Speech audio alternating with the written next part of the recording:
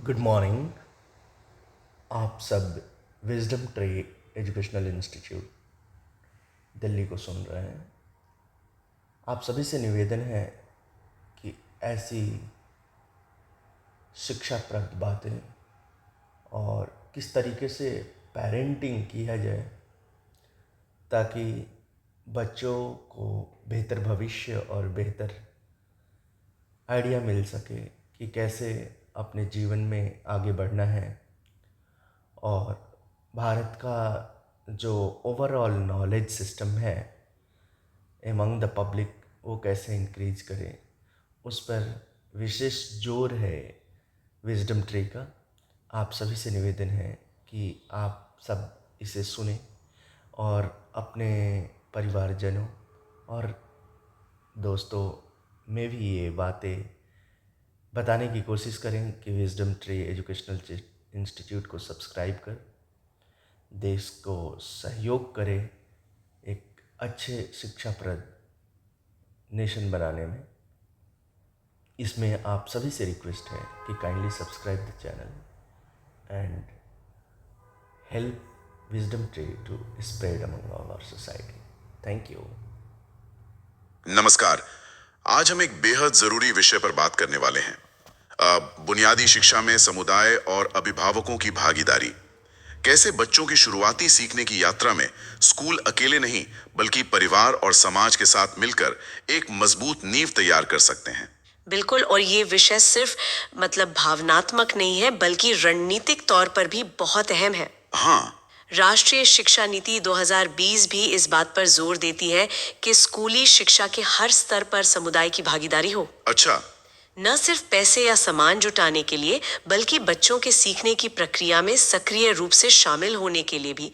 क्योंकि देखिए, शिक्षा की गुणवत्ता सिर्फ स्कूल की चारदीवारी या शिक्षकों के कंधों पर नहीं टिक सकती। सही कहा।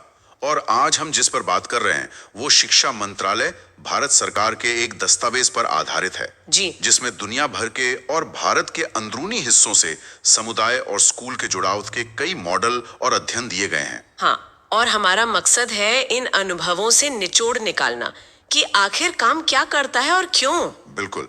हम ये समझने की कोशिश करेंगे कि कौन से तरीके बच्चों के सीखने और उनके विकास को वाकई बेहतर बनाते हैं, खासकर उनके जीवन के इन शुरुआती बुनियादी सालों में। हाँ। सोचिए,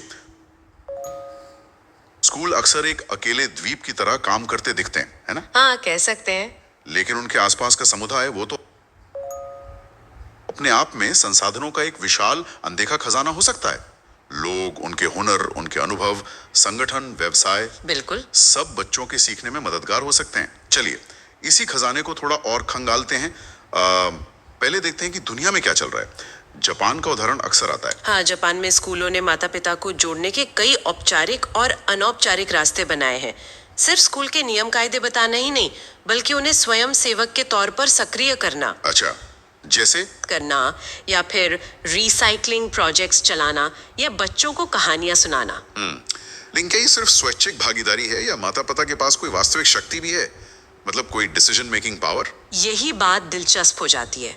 वहाँ की पेरेंट टीचर एसोसिएशन पीटीए सिर्फ नाम की नहीं है। अच्छा। दस्तावेज बताता है कि कई मामलों में पीटीए के पास ये अधिकार होता है कि फंड कैसे खर्च होगा या स्कूल के इंफ्रास्ट्रक्चर से जुड़े फैसले कैसे लिए जाएंगे। और अक्सर इन गतिविधियों की पहल शिक्षक नहीं बल्कि माता पिता करते हैं। साथ ही शिक्षकों का छात्रों के घर जाकर माता पिता से सीधे बात करना भी आम है। घर जाना? हाँ, घर जाकर बच्चे की प्रगति, चिंताएं, सब पर खुलकर बात होती है। ये तो हुआ जहाँ व्यवस्था बनी हुई है, पर क्या कोई ऐसा उदाहरण है जहाँ समुदाय सीधे तौर पर स्कूल चलाने में भूमिका निभाता हो, खासकर जवाबदेही तय करने में? इसके लिए ब्राजील का मॉडल देखना होगा। वहाँ शिक्षा व्यवस्था विकेंद्रीकृत है, स्कूलों को ज्यादा स्वायत्तता है। ठीक है। हर स्कूल का एक बोर्ड होता है जिसमें शिक्षक, छात्र और माता पिता शामिल होते हैं। लेकिन सबसे आप कह सकती हैं क्रांतिकारी बात यह है कि वहाँ समुदाय स्कूल के प्रिंसिपल का चुनाव करता है। क्या प्रिंसिपल का चुनाव समुदाय करेगी? तो बहुत बड़ी बात है। हाँ। इससे तो जवाबदेही और पारदर्शिता पर सीधा असर पड़ता होगा। क्या स्रोत में इसके नतीजों पर कुछ है? हाँ, स्रोत में दिए गए अध्ययन इसी ओर इशारा करते हैं। जहाँ सामुदायिक भागीदारी ज्यादा है वहाँ छात्रों की सीखने की उपलब्धि बेहतर पाई गई है। अच्छा। नामांकन दर बढ़ी है, शिक्षकों के प्रशिक्षण में सुधार हुआ है और उनकी संतुष्टि भी बढ़ी है। ये दिखाता है कि जब समुदाय को लगता है कि स्कूल उनका है तो नतीजे बदलते हैं। हाँ, यानी सिर्फ भागीदारी नहीं बल्कि भागीदारी का तरीका और दी गई शक्ति भी मायने रखती है। अच्छा, क्या कोई ऐसा उदाहरण है जहां खास कार्यक्रमों के जरिए माता पिता को सीधे बच्चों की पढ़ाई में मदद करने के लिए तैयार किया गया हो? बिल्कुल, यूनाइटेड किंगडम में इस तरह के कई लक्षित प्रोजेक्ट्स चलाए गए। एक था spokes, supporting parents on kids education in schools. Spokes, जी, ये खास तौर पर स्कूल के शुरुआती सालों में बच्चों के व्यवहार और पढ़ने लिखने से जुड़ी दिक्कतों से निपटने के लिए था। और इसका असर क्या रहा? क्योंकि देखिए, सिर्फ कार्यक्रम चलाना ही काफी नहीं होता। नहीं, बिल्कुल नहीं, और यही स्पोक्स की खासियत थी। एक अध्ययन में पाया गया कि इस कार्यक्रम में भाग लेने वाले बच्चों की पढ़ने की उम्र में उन बच्चों की तुलना में जो इसमें शामिल नहीं थे, हाँ, औसतन 6 महीने के बराबर का फायदा हुआ। 6 महीने। ये तो कमाल है। हाँ, ये आंकड़ा दिखाता है कि जब माता पिता को सही तरीके से लक्षित सहायता दी जाती है तो उसका सीधा और मापने योग्य असर बच्चों के सीखने पर पड़ता है। ये सिर्फ अच्छा महसूस करने वाली बात नहीं, ठोस नतीजा है। बिल्कुल। तो हमने देखा जापान में संरचित भागीदारी, ब्राजील में सीधी शक्ति और यूके में लक्षित हस्तक्षेप। आप भारत की तरफ आते हैं, यहाँ संवैधानिक और कानूनी तौर पर तो व्यवस्थाएं हैं, जी। जैसे पंचायती राज संस्थाएं और खासकर आरटी एक्ट 2009 के तहत बनी स्कूल प्रबंधन समितियां, SMC। जी, जिनमें ज्यादातर सदस्य अभिभावक ही होते हैं। हाँ, ये ढांचा तो मौजूद है। SMC को स्कूल की निगरानी करने, विकास योजना बनाने और फंड के इस्तेमाल पर नजर रखने का अधिकार है। सवाल यह है कि जमीन पर यह कितना प्रभावी है। हाँ वही, क्या ये समितियां सिर्फ कागज पर है या वाकई बदलाव ला रही हैं? यही असली सवाल है। स्रोत में कुछ राज्यों के उदाहरण दिए गए जो दिखाते हैं कि एसएमसी और समुदाय मिलकर क्या कर सकते हैं। झारखंड के खूंटी जिले का मामला बहुत दिलचस्प लगा मुझे, बढ़िया पहल है। हाँ, ये दिखाता है कि संकट के समय समुदाय कैसे समाधान का हिस्सा बन सकता है। मिलबुरु गांव में तो समुदाय ने मिलकर स्कूल का कायाकल्प ही कर दिया। टूटी बाल ठीक की, किचन गार्डन बनाया, कमरों को सजाया। वाह, ये तो समुदाय समुदाय की पहल का उदाहरण हुआ। क्या कोई ऐसा मामला है जहां SMC के सक्रिय होने से स्कूल की रोजमर्रा की कार्य प्रणाली पर असर पड़ा हो? महाराष्ट्र के नंदुबार जिले का बिलगवाहन गांव का केस स्टडी ठीक यही दिखाता है। अच्छा, कैसे? वहां SMC का पुनर्गठन हुआ और समुदाय सक्रिय हुआ। जब महामारी में स्कूल बंद हुए तो माता पिता ने चिंता जताई। ऑनलाइन पढ़ाई का विकल्प जाहिर है सीमित था। हाँ बिल्कुल। तब समुदाय ने मिलकर तय किया कि गांव के ही पढ़े लिखे युवा स्वयंसेवक बच्चों को छोटे समूहों में पढ़ाएंगे। शिक्षकों ने उनका मार्गदर्शन किया। और नतीजा क्या हुआ उसका? नतीजा ये कि आज उस स्कूल में कोई बच्चा अनुपस्थित नहीं रहता। अरे वाह। और सबसे बड़ी बात, गांव वालों का ये विश्वास जागा है कि वे अपने बच्चों की शिक्षा की गुणवत्ता सुधारने में सीधे योगदान दे सकते हैं। ये एक मानसिकता का बदलाव है। ये बहुत जरूरी है। एक और राज्य तमिलनाडु का भी जिक्र है जहां एसएमसी की भूमिका काफी व्यापक लगती है। बिल्कुल, वहाँ समुदाय की पहल पर स्कूलों को लैपटॉप और किताबें दान मिली, जागरूकता अभियान चले, स्वास्थ्य शिविर लगे, यहाँ तक कि जरूरत पड़ने पर क्लासरूम और टॉयलेट बनवाने में भी मदद की गई। तो मतलब एसएमसी सिर्फ निगरानी समिति नहीं रही? नहीं, बिल्कुल नहीं। वो स्कूल के विकास में एक सक्रिय भागीदार बन सकती है और बनी है वहाँ। ये राज्यों के अपने अपने प्रयास हैं। राष्ट्रीय स्तर पर क्या कोई ऐसी पहल है जो सीधे समुदाय और स्वयं सेवकों को स्कूलों से जोड़ती हो? हाँ, और ये एक बहुत महत्वपूर्ण पहल है, विद्यांजलि। विद्यांजलि, हाँ सुना इसके बारे में। जी, ये एक ऑनलाइन पोर्टल है जो एक पुल का काम करता है। स्कूल अपनी ज़रूरतें बताते हैं, जैसे किसी विषय में मदद चाहिए, कोई स्किल सिखानी है या किसी सामान की ज़रूरत है। और दूसरी तरफ कोई भी व्यक्ति, पूर्व छात्र, रिटायर्ड शिक्षक, पेशेवर, गृहिणी, यहाँ तक कि प्रवासी भारतीय भी, कोई भी? हाँ कोई भी अपनी मर्जी के स्कूल में अपनी क्षमता के अनुसार योगदान दे सकता है। ये तो कमाल का आइडिया है। मतलब समुदाय के हुनर और संसाधनों को सीधे स्कूलों तक पहुंचाने का एक व्यवस्थित तरीका। क्या ये सफल हो रहा है? आंकड़े तो यही बताते हैं।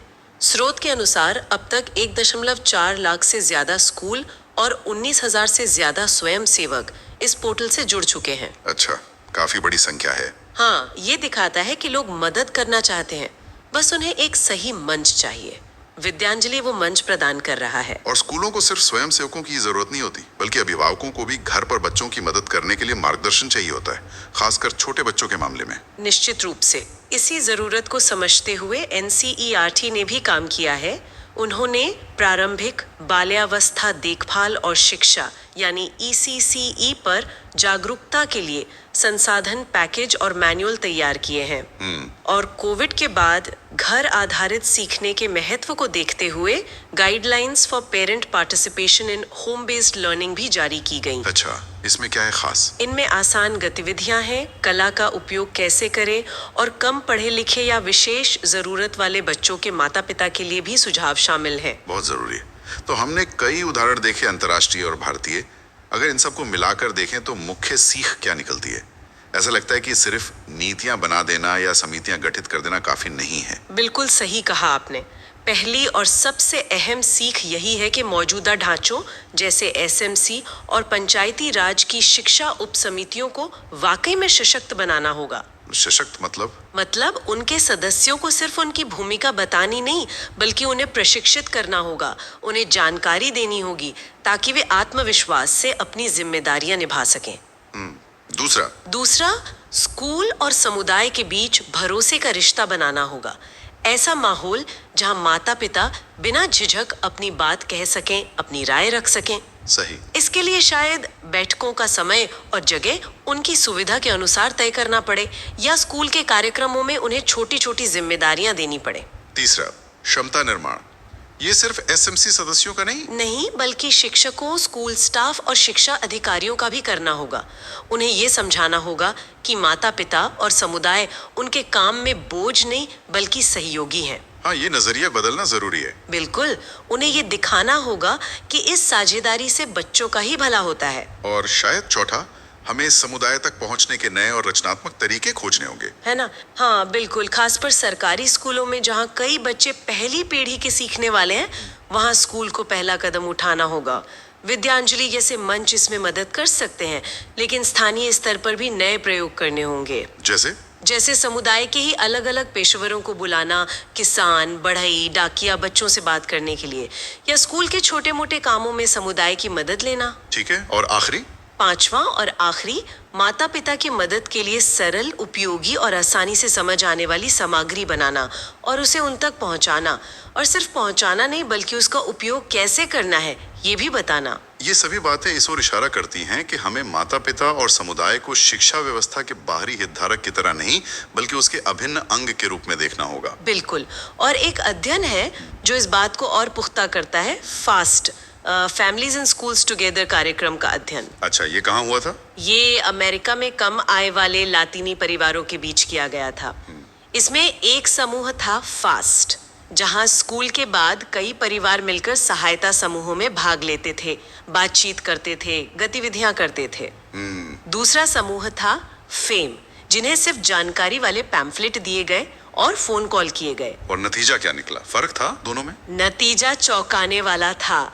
फास्ट समूह जहां परिवारों के बीच और स्कूल के साथ वास्तविक संबंध बने, वहां भागीदारी बहुत ज्यादा रही और 2 साल बाद बच्चों के शैक्षिक प्रदर्शन और व्यवहार में फेम समूह की तुलना में काफी ज्यादा और स्थायी सुधार देखा गया। ओह, मतलब सिर्फ जानकारी देना काफी नहीं है? नहीं, असली बदलाव तब आता है जब स्कूल, परिवार और समुदाय के बीच एक मजबूत आपसी भरोसे और सहयोग का रिश्ता बनता है। एकदम सही। ये दिखाता है कि सीखने का एक शक्तिशाली पारिस्थितिकी तंत्र बनाने के लिए इन तीनों का साथ आना कितना जरूरी है। तो हमने देखा कि दुनिया भर में और भारत में कैसे समुदाय और स्कूल मिलकर बच्चों की बुनियादी शिक्षा की नींव मजबूत कर रहे हैं। हाँ, जापान की सशक्त पीटीए से लेकर ब्राजील में समुदाय द्वारा प्रिंसिपल चुनाव तक। हाँ, ये सब है। यूके के लक्षित कार्यक्रम से लेकर भारत में विद्यांजलि और सक्रिय एसएमसीज तक, ये सब उदाहरण चिल्ला चिल्ला कर कह रहे हैं कि समुदाय सिर्फ एक दर्शक नहीं, बल्कि शिक्षा की गुणवत्ता और बच्चों के बेहतर भविष्य की कहानी का एक मुख्य पात्र है। ये साफ है कि जब स्कूल और समुदाय हाथ मिलाते हैं तो सीखने का माहौल बदल जाता है। ये केवल स्कूल की जिम्मेदारी नहीं, बल्कि एक साझा मिशन है, एक साझा निवेश है बच्चों के भविष्य में। आज की इस चर्चा के बाद हम एक सवाल सोचने के लिए छोड़ जाते हैं। जी, स्थानीय स्तर पर हमारे अपने आसपास स्कूलों और समुदायों के बीच इस साझेदारी को और गहरा और असरदार कैसे बनाया जा सकता है? हाँ, ये सोचने वाली बात है। क्या हमारे आसपास कोई ऐसे अनदेखे संसाधन, लोग या तरीके हैं जिनका इस्तेमाल करके हम बच्चों, खासकर उन बच्चों की सीखने की यात्रा को और बेहतर बना सकते हैं, जो शायद सबसे पीछे छूट रहे हैं? इसी विचार के साथ आज की ये गहन चर्चा यहीं समाप्त होती है। धन्यवाद। धन्यवाद। आप सबसे ये आग्रह है कि अगर ये पहल आप सबको अच्छा लग रहा है तो आप कमेंट बॉक्स में ज़रूर कमेंट करके हमें बताएं, ताकि और भी बेहतर आपके बच्चों के लिए और हमारी अपनी समाज के लिए, भारतीय समाज के लिए और भी बेहतर तरीके से इन बातों को समाज पटल पे लाया जाए, ताकि कैसे कल का बेहतर भारत बनेगा। इसी प्रयास के साथ विजडम ट्री आप सभी से निवेदन करता है कि कृपया कर इसे सब्सक्राइब करें और अपने परिवारजनों के बीच ज़रूर शेयर करें, ताकि उन्हें भी इस चीज़ का लाभ मिल सके। Thank you.